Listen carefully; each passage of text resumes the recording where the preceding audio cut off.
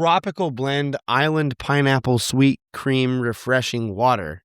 Like, now it just smells like diarrhea and pineapple. And like, pineapple's great on pizza. I'm not as big of a fan just raw dogged pineapple.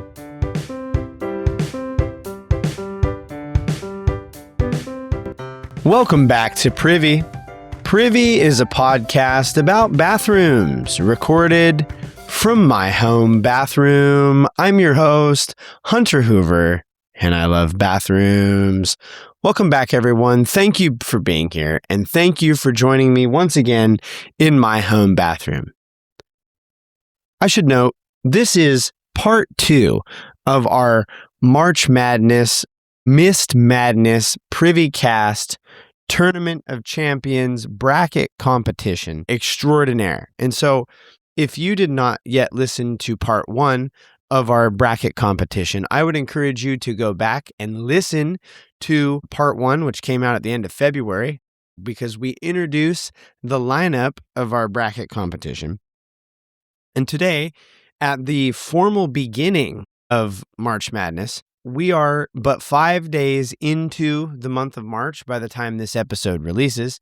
And so we are going to be looking at our next 2 seeds, seed 3 and seed 4, namely air spray and air freshener.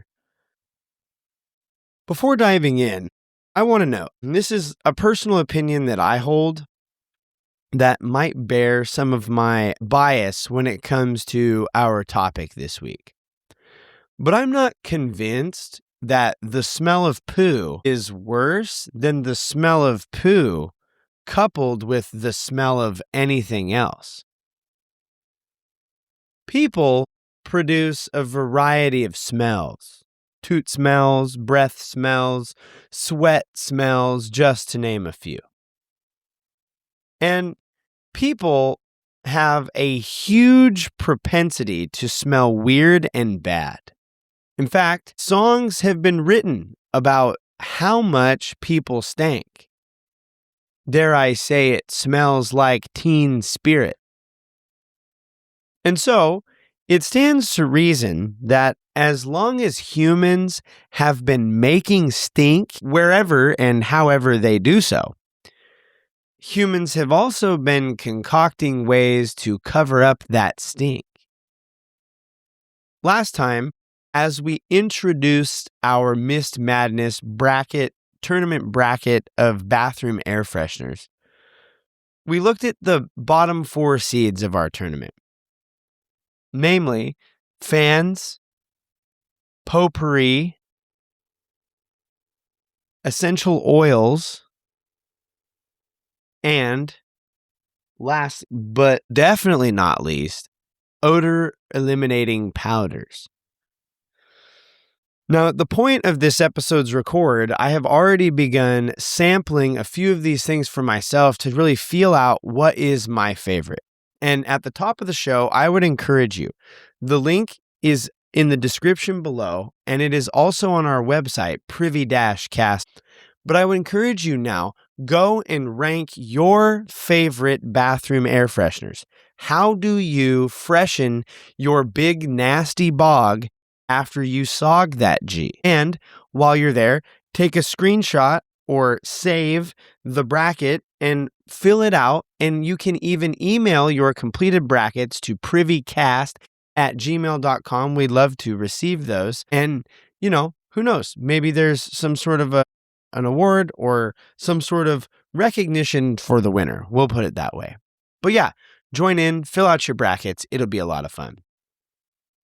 And as our tournament continues this week, by the time this episode, the voting has begun. And on March 10th, we will be determining the first winner of the bracket. Now, I don't want this to just be like, oh, Hunter's pot. Please go rank this stuff. I want to see your rankings as you help guide this tournament of bathroom air fresheners. Today, as noted, we are going to be discussing Seed 3 and Seed 4 of our tournament by looking at the history and development of air fresheners and bathroom room spray.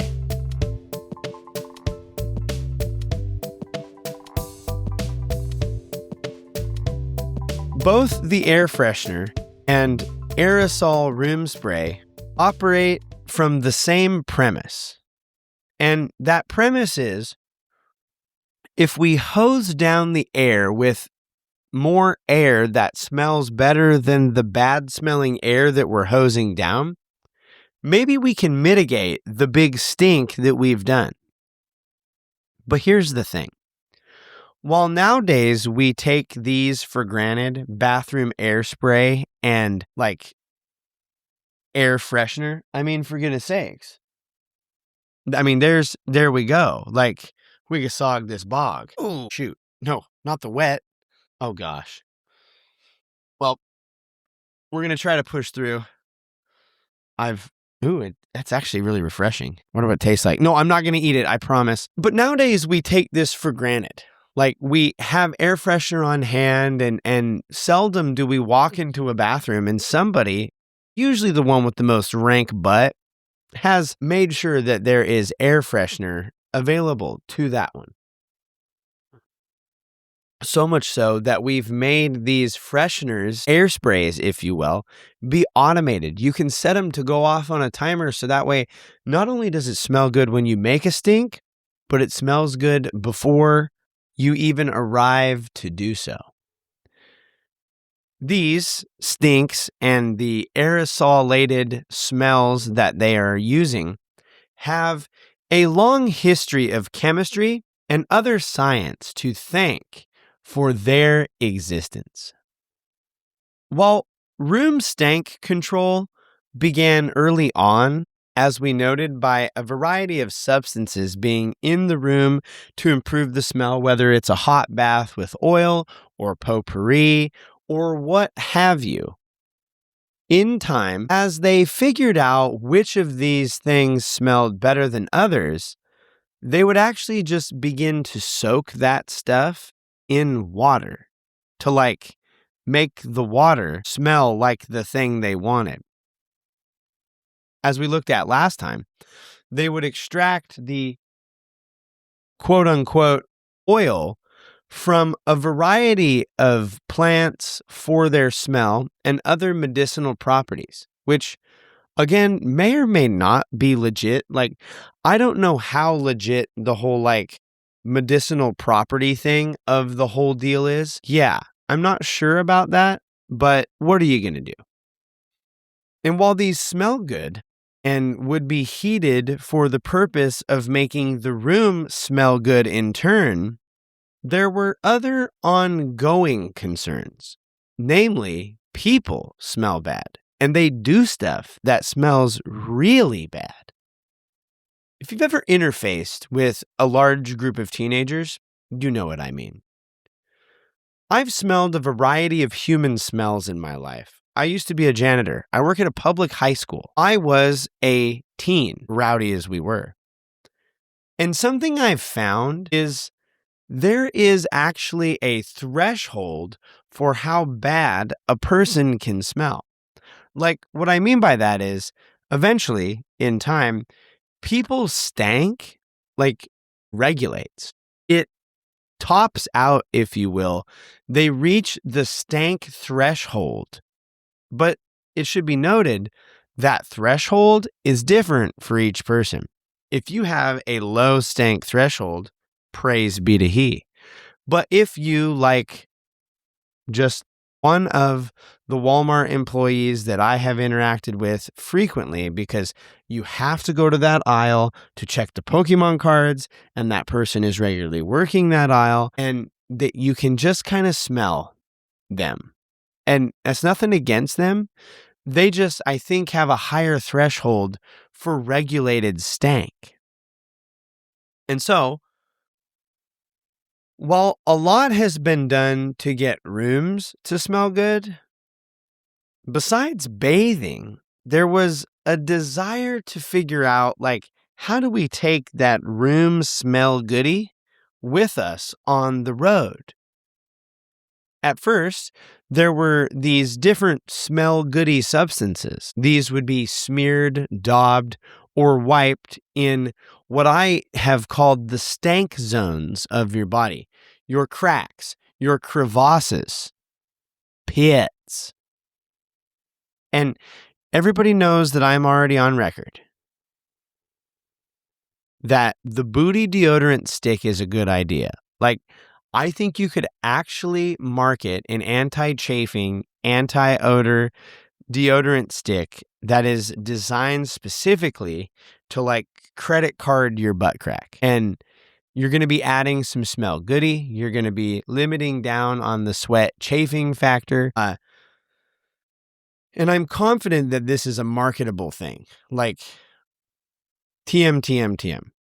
But at the time, they're daubing, smearing, and wiping. It was an era of smelling good. Nowadays, we know these things under the subject of perfume.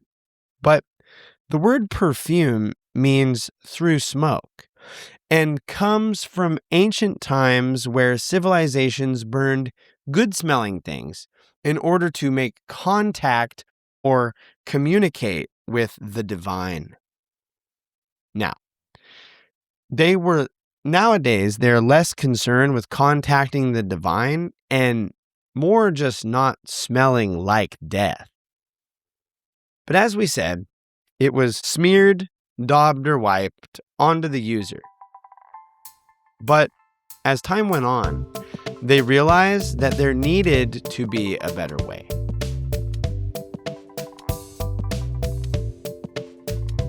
Before the 1800s, perfume, or smell goody, as I like to call it, was applied by rubbing it on your fingers and applying it with a glass rod sprinkled or through a cloth that was allowed to absorb it. The idea of a spray was not a thing.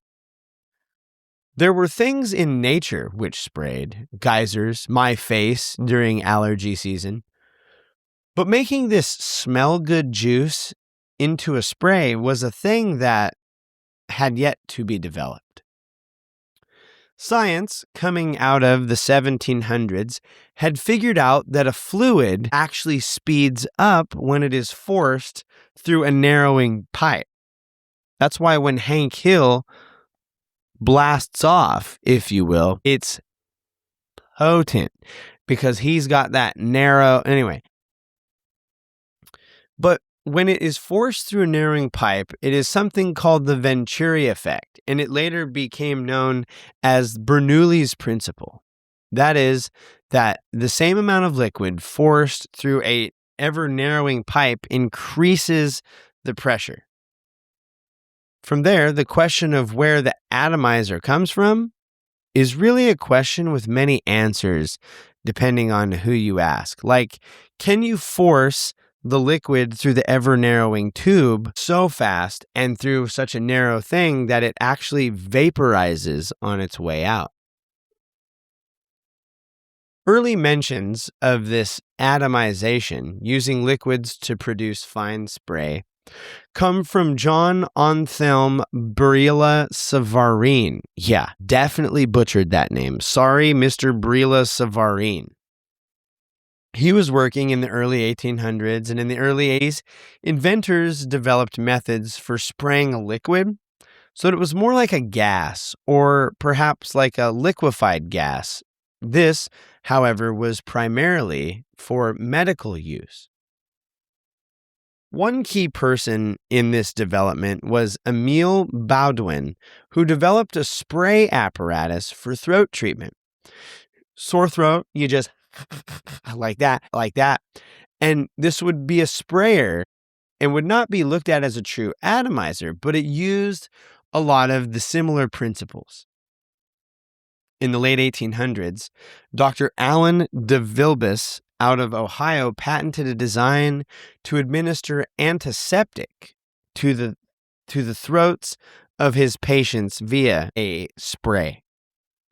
He formed the de Vilbis Company in 1890, which mass-produced medical vaporizers and is responsible for bringing that technology to bear on the world of smell goody.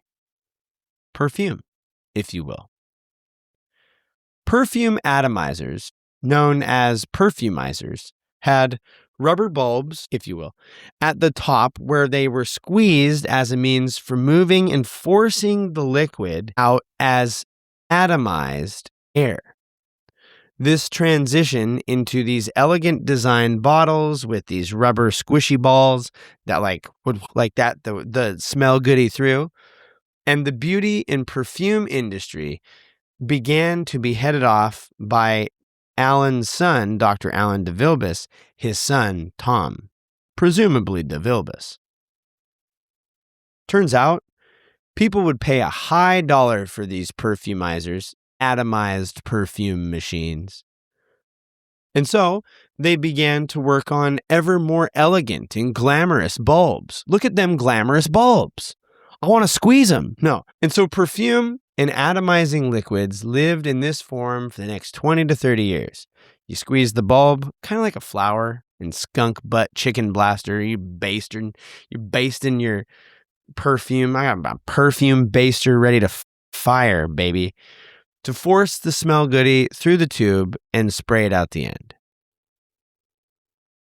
That's what she said.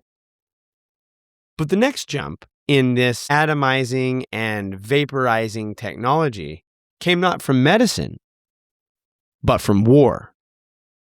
Coming out of World War I, soldiers who came back from war in France popularized the spray mechanism of these vaporizing or water vaporing maneuvers. While a lot of them remained a similar idea, like what if you wanted to remove the long tube or bulb, you would still need a way to force the air through a small opening to atomize or aerosolize the liquid inside. 1927, a Norwegian engineer patented the first aerosol can and valve system, and later agriculture scientists in the United States pressurized these mechanisms in something that was called a bug bomb.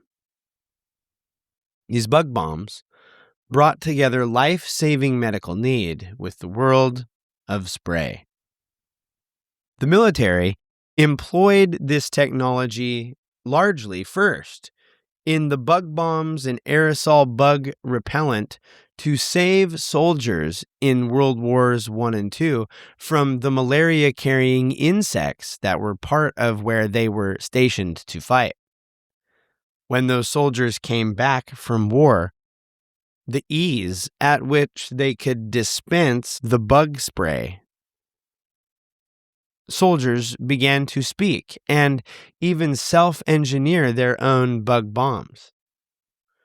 And if you've ever spent a hot July night swatting mosquitoes, you're going to be thankful that these military tinkerers didn't settle for the old ways. They came back and they said, shoot, when we were at war, we had these things called a bug bomb and it dealt with it, baby. What resulted was none other than bug spray. And if you can aerosol bug killer, why couldn't you aerosolize other liquids? In 1947, the commercial aerosol industry boomed with products such as paint and hairspray. And one of these products growing in popularity at the time was perfume. And as it went from perfuming yourself to perfume, TM, to perfuming a space, air freshener was the result. I said perfume earlier, and I think I need to flesh out what that product is. In my brain, perfume is you spray it so that way every time you go to the bathroom, it smells a little bit like poo, but it masks the true odor so nobody can pin down what your poo smells like. So if every time somebody goes to the bathroom, they smell perfume, it doesn't just smell like, oops, I covered my fart stink with, what the frig is this over here? What is this? With tropical blend island pineapple sweet cream refreshing water Like, now it just smells like diarrhea and pineapple. And like, pineapple's great on pizza. I'm not as big of a fan just raw dogged pineapple. But like, I don't want pineapple fart smell. And that's what it does, in my opinion. One source suggests that the company Circo were the first to develop these aerosolized air freshener products under the brand Air Scent. By the 1950s, aerosoled air freshener was commonplace. If you were using air freshener, it came in an aerosolized can. What was once bug killer now was employed to kill our stank. Next time you hear some teen in PE hosing their reek down with Axe body spray, you got to remember it started as bug killer. Like, and there's some poetry in that. You know what I mean? Like, to acknowledge that what was once bug killer is now like being employed by teens to help them smell better. It's like, it's still bug killer, brother. Like, I guarantee you, if I hose a roach or a spider or some other little croupity crawly with some Axe body spray, it's not going to do well. Air freshener sprays further boomed with market demand. This, in turn, led to the development and production of room sprays, automated room sprays. See, you just plug that cartridge right into your room spray device, and it continues to produce the smell of your choice over the course of the day. In time, it was modeled with this constant flow of smell goody. And I want to know, while you can really target things with the aerosolized air freshener, the constant flow of smell goody might be onto something. Like if we laid down a psychological blanket of smell goody, maybe, just maybe, we can trick ourselves into not smelling the bad stink as much when we do the big bad. It should be noted that in modern days, there has been some shying away, thus further development of other technologies to try and remove the, quote, environmental factors that aerosols produce. Oh well. And here's the deal. People worried about the ozone layer. Don't tell me not to hose down my bathroom stank if you aren't willing to walk everywhere and ride your bike.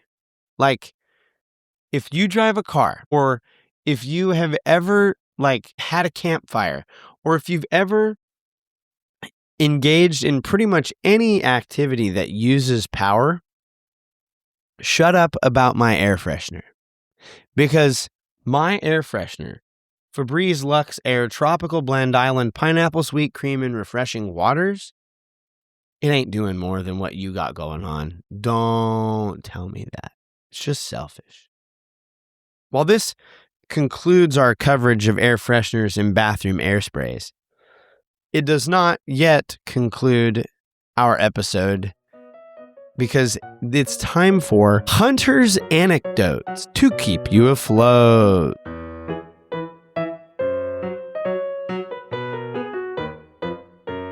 This Hunter's Anecdotes is called Air Freshener Warfare.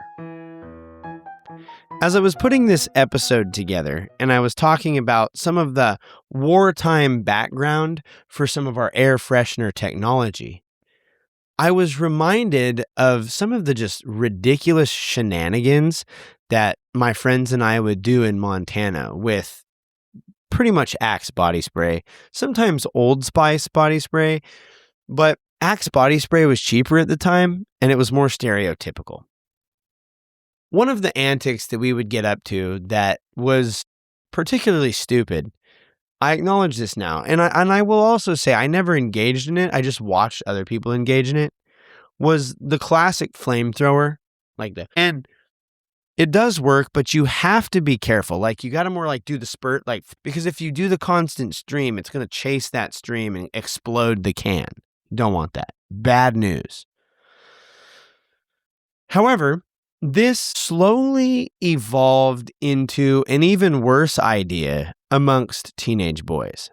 Namely, what I like to call aerosol deodorant skin.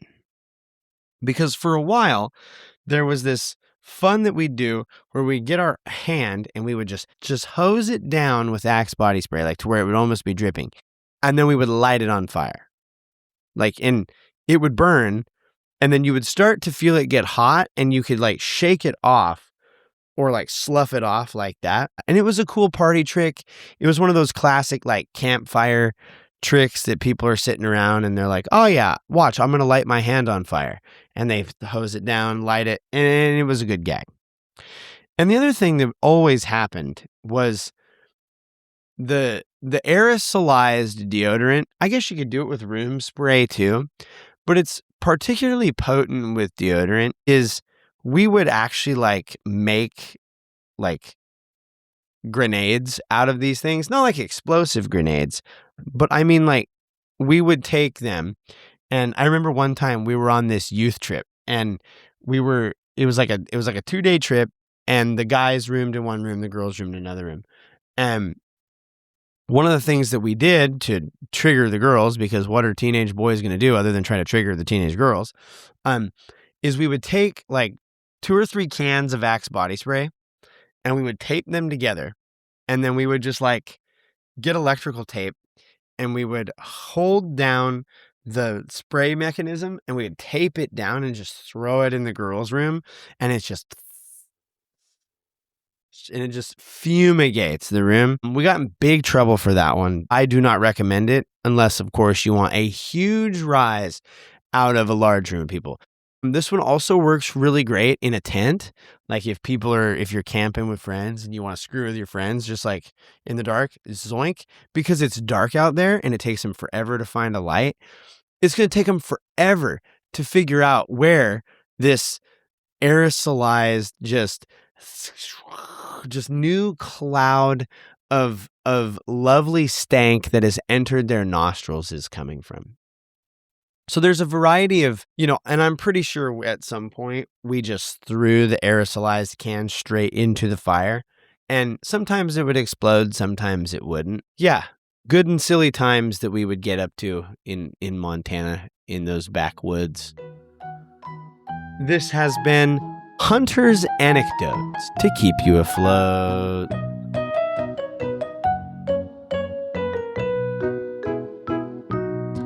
I acknowledge that Hunter's Anecdotes was really just supplying teens with deviant behavior that will definitely get them in trouble. Teens, wayward teens, if you're listening to this, don't do what I've described. This is a thing for times past. You're better than that.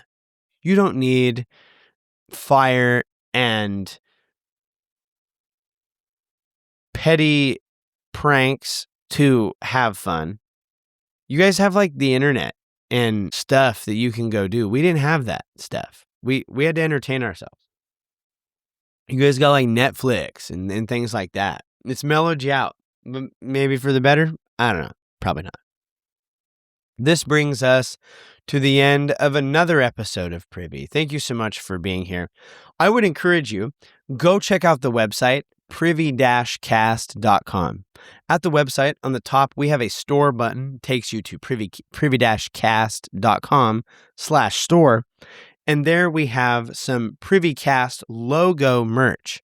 The PrivyCast logo that you've come to know and love. You can have a t-shirt, a mug, a sweatshirt, and we're working on other, like, it's the launch of the PrivyCast logo merch. So go get yourself some PrivyCast merch. We would love to see you repping that. Use hashtag PrivyMerch, or just tag us at PrivyCast on social media. Thank you for supporting the show. You doing so allows us to support the things that we want to support via this show. And one of those things is Wounded Warriors International and Living Water. Every time you leave a rating or review, go do that in your Apple podcast catcher or Spotify podcast. You can leave a rating or review. 5-star options are preferred. And when you do that, A, it helps people find the show. But B, we will donate $1 to Wounded Warriors and Living Water International as a reminder to keep pooping in the free world. That free world was not always free. And in pursuit for cleaner water for all. Not everybody has it, but everybody should. Follow us on social media at PrivyCast. Send us an email, privycast@gmail.com. You can follow me. I'm at Owlet7. Go check out the stuff that we've got going online. Join up the Facebook group, The Privies. That name is going to be changing soon. Stay tuned. I think we've got something in store there. This has been another episode of Privy. Fill out your Mist Madness brackets. Keep pooping in the free world. Own your stank. Deodorize your bathroom the way you like. And now, as always, don't forget to flush.